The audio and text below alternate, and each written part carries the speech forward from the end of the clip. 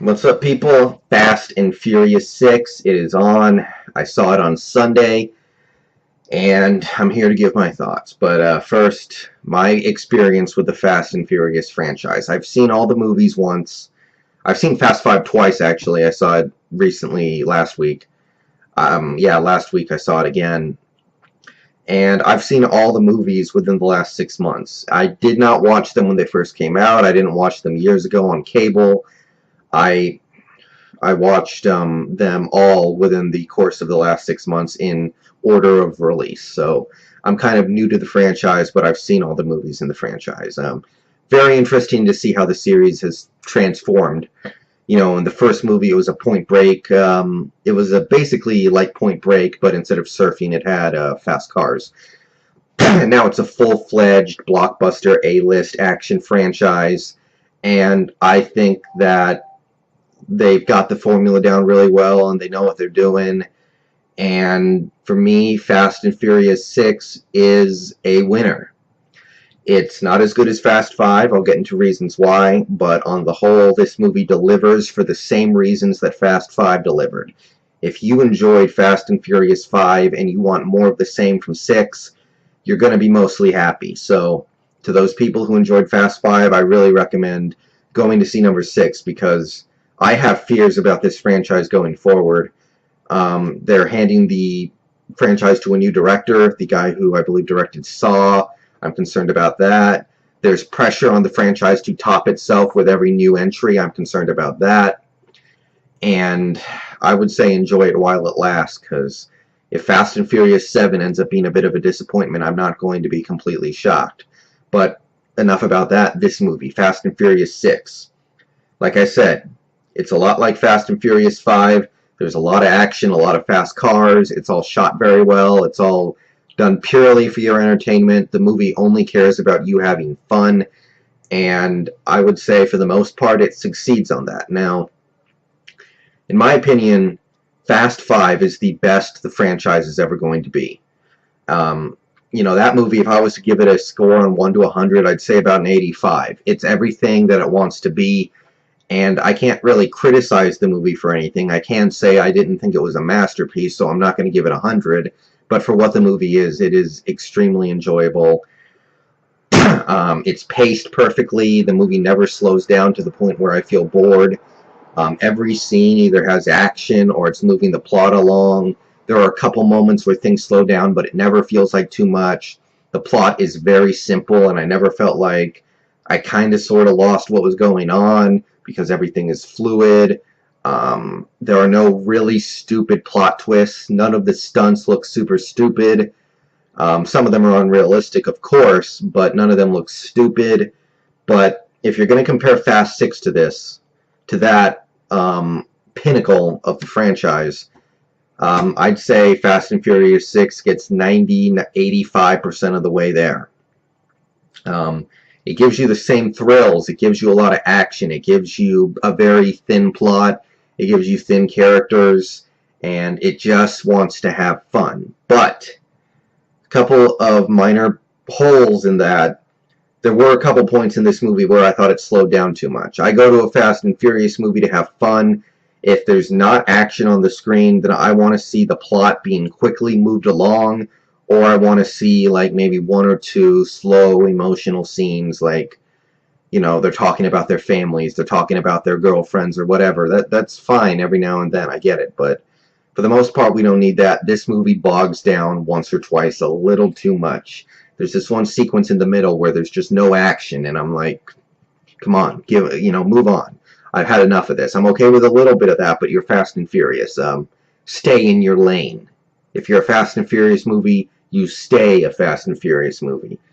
The plot is not as simple as it was in Fast 5. And for my money, when you're making a movie like this, I think they could have simplified things a little bit. You know, just shorten a couple of scenes. Maybe you drop a couple scenes. And to me, while the plot isn't a problem or anything, I felt like the plot in Fast 5 was much tighter, simpler, and was able to completely get out of the way and just allow you to have fun. But if you're going to compare the two movies, because they're the two most easily comparable, I feel like the Fast and Furious franchise is under so much pressure to top itself with every new entry. And we're really going to see what they do with the 7. I have no idea what they're going to do there, but it's going to be... They're going to have to do something insane, and it could be risky. But there are a couple stunts in this movie, and if you've seen the movie and if you've seen the trailers, you probably know which ones I'm talking about, that, you know, it just kind of looks stupid. You know, the obvious one is the one you see at the end of the second theatrical trailer. So if you don't want to be spoiled, don't go see that trailer, but odds are you have.